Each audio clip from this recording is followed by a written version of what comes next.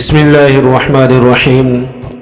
صرف 5 منٹ کا مدرسہ قرآن و حدیث کی روشنی میں 17 ربیع الاول۔ نمبر 1 اسلامی تاریخ۔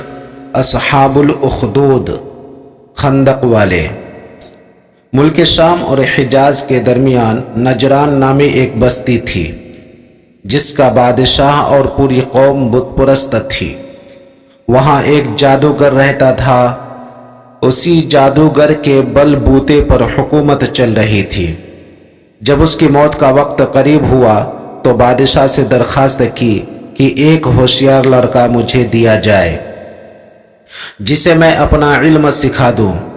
چنانچہ بادشاہ نے عبداللہ بن تامر نامی لڑکا دیا جو جادو سیکھنے لگا۔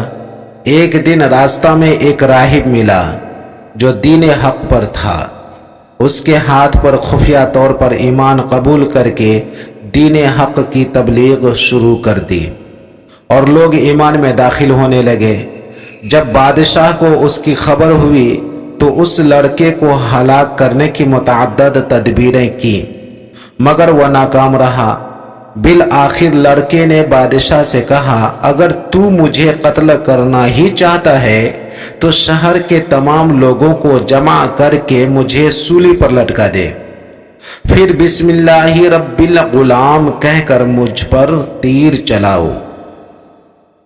بادشاہ نے ایسا ہی کیا تو لڑکا شہید ہو گیا مگر مجمع کے تمام لوگ ایمان میں داخل ہو گئے۔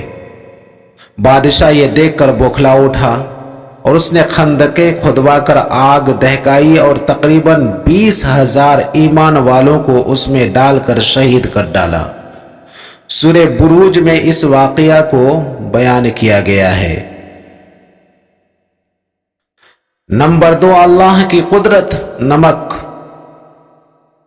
اللہ تعالیٰ زمین کی کانوں اور سمندر کے کھارے پانی سے ہمیں نمک عطا کرتا ہے۔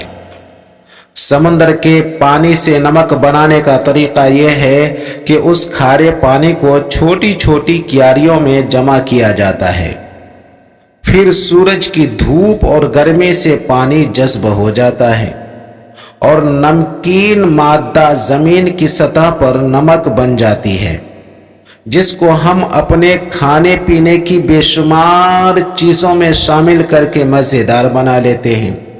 بلا شبہ اللہ تعالیٰ ہی اپنی قدرت سے پانی کے اجزاء کو ختم کر کے ہمارے لیے نمک پیدا کرتا ہے۔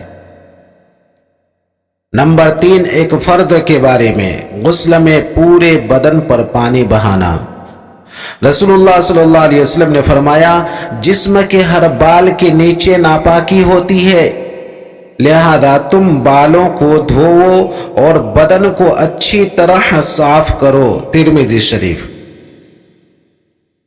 غسل میں پورے بدن پر پانی کا پہنچانا فرض ہے، اس لیے خصوصاً سر کے بالوں، داڑھی وغیرہ کی جڑ میں پانی پہنچانا چاہیے اور عورتوں کو اپنے بال کھول کر غسل کرنا چاہیے تاکہ پانی بالوں کی جڑوں میں پہنچ جائے۔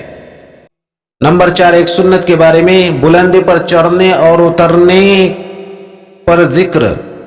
رسول اللہ صلی اللہ علیہ وسلم اور آپ کے لشکر کے لوگ جب بلندی پر چڑھتے تو تکبیر اللہ اکبر کہتے اور جب نیچے اترتے تو تسبیح یعنی سبحان اللہ پڑھتے۔ ابو داؤد۔ نمبر 5 ایک اہم عمل کی فضیلت، اپنے اہل و عیال پر خرچ کرنا۔ رسول اللہ صلی اللہ علیہ وسلم نے فرمایا، اگر آدمی اپنے اہل خانہ پر ثواب کی نیت سے خرچ کرے تو یہ خرچ کرنا اس کے حق میں صدقہ ہوگا۔ بخاری شریف۔ نمبر 6 گناہ کے بارے میں، جھوٹ کی نحوست۔ رسول اللہ صلی اللہ علیہ وسلم نے فرمایا، جب بندہ جھوٹ بولتا ہے تو فرشتہ اس کے جھوٹ کی بدبو کی وجہ سے 1 میل دور چلا جاتا ہے۔ ترمذی شریف۔ نمبر 7 دنیا کے بارے میں، دنیا سے بے رغبتی کا فائدہ۔ رسول اللہ صلی اللہ علیہ وسلم نے فرمایا، دنیا کی خواہش کا نہ ہونا جسم اور دل کے لیے راحت ہے اور دنیا کی آرزو رنج و غم کو بڑھاتی ہے۔ کنز العمال۔ نمبر 8 آخرت کے بارے میں، قیامت کے دن آسمان کا پھٹنا۔ قرآن میں اللہ تعالیٰ فرماتا ہے جس دن قیامت قائم ہوگی اس دن آسمان پھٹ کر بالکل کمزور ہو جائے گا اور فرشتے آسمان کے کناروں پر آ جائیں گے اور تمہارے رب کے عرش کو اس دن 8 فرشتے اٹھائے ہوئے ہوں گے۔